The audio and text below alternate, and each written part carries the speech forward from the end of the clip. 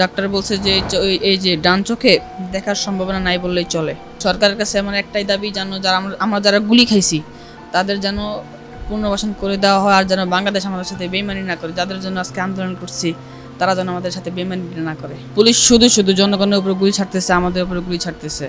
এমনকি আমার একটা ফ্রেন্ড, বেস্ট ফ্রেন্ড, ওর মাথায় গুলি ঠেকায় পর্যন্ত গুলি করছে। তখন আমার ফ্রেন্ডারে নিয়ে আমি চলে গেছিলাম এনাম মেডিকেলে। সেখান থেকে ফিরিয়ে দিয়েছি যে কোনো গুলি খাওয়া রোগী এনামে ঢুকতে দেবে না। তারপর যখন ইবিসিআই নিয়ে গেছি, সে তখন থেকে বলতেছে ও মারা গেছে। একটা চোখ গেল দেশ সাথে স্বাধীন হয়েছে। আগে মানুষ দেশে শান্তি মতো নিঃশ্বাস ছাড়তে পারতো না, এখন তো মানুষ শান্তি মতো নিঃশ্বাস ছাড়তে পারে, দুই বেলা ভাত খেতে পারে।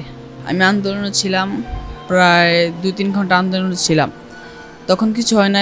পুলিশ যখন আমরা রাস্তায় বসে আন্দোলন করতেছি, দাবি জানাচ্ছি, তখন পুলিশ শুধু শুধু জনগণের উপরে গুলি ছাড়তেছে, আমাদের উপরে গুলি ছাড়তেছে। এমনকি আমার একটা ফ্রেন্ড, বেস্ট ফ্রেন্ড, ওর মাথায় গুলি ঠেকায় পর্যন্ত গুলি করছে। তারপরে যখন আমি লাশটা ধরতে যাই তখন আমাকে পুলিশ গুলি করে। যখন ছড়া বুলেট মারে তখন আমি পড়ে যাই। পর 2টা পুলিশ আমাকে আবার দৌড়ে ধরতে আসছিল, আমি আবার দৌড় দিছি। সেখান থেকে দৌড় দিয়ে একটা বাসায়, হ্যাঁ, গুলি খেয়ে আমি পড়ে গেছি। পড়ে যাওয়ার পর হ্যাঁ, দুজন ধরতে আসছে আমাকে। আমি তারপর দৌড় দিছি, মানে ওইটা দৌড়টা দিছি, কোনো মতো বাঁচছি, একটা বাসায় যে আশ্রয় নিয়েছি। তারপরে ওখানে 1 ঘন্টার মতন পুলিশ ওই রাস্তাটা টহল দিয়েছে আমার খোঁজার জন্য, পাই নাই। পরে আমার তখন তো চোখে গুলি লাগছে, তখন আমার ফ্রেন্ডারে নিয়ে আমি চলে গেছিলাম এনাম মেডিকেলে। সেখান থেকে ফিরিয়ে দিয়েছি যে কোনো গুলি খাওয়া রোগী এনামে ঢুকতে দেবে না। তারপর যখন ইবিসিআই নিয়ে গেছি, সে তখন থেকে বলতেছে ও মারা গেছে। তারপরে আমি আস্তে আস্তে আমি যখন স্যারের বাসায় আসছি, তখন স্যার প্রাথমিক ট্রিটমেন্টটা দিয়ে সরাসরি এখানে আসছি। আসার পথে আমাকে গাপ পেলে আবার পুলিশ আটকেছে আমাকে। আমি ছিলাম, আমার আন্টি, আমার আঙ্কেল ছিল।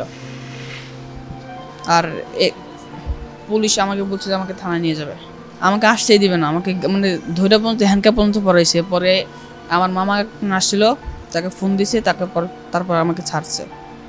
তারপরে যখন আমি বাসায় ছিলাম, রিলিজ হয়ে বাসায় 19 জুলাই বাসায় চলে গেছি, তখন আমাকে পুলিশ খুঁজতে আসছে আমাদের বাসায়। আমাকে পায় নাই, আমার চোখের হচ্ছে রেটিনা ছিঁড়ে গেছে। ডাক্তার বলছে যে এই যে ডান চোখে দেখার সম্ভাবনা নাই বললেই চলে। আর বলছে যে ও এই ডান চোখে যদি না দেখার সম্ভাবনা বেশি, তো রেটিনা ছিঁড়ে গেছে। তো এখন মনে করেন আপাতত ট্রিটমেন্টের উপরে আছে, 2টা সার্জারি হয়েছে আমার।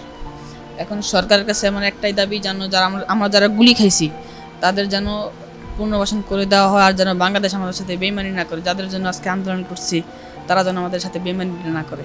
একটা চোখ গেল দেশ সাথে স্বাধীন হয়েছে। আগে মানুষ দেশে শান্তি মতো নিঃশ্বাস ছাড়তে পারতো না, এখন তো মানুষ শান্তি মতো নিঃশ্বাস ছাড়তে পারে, দুই বেলা ভাত খেতে পারে।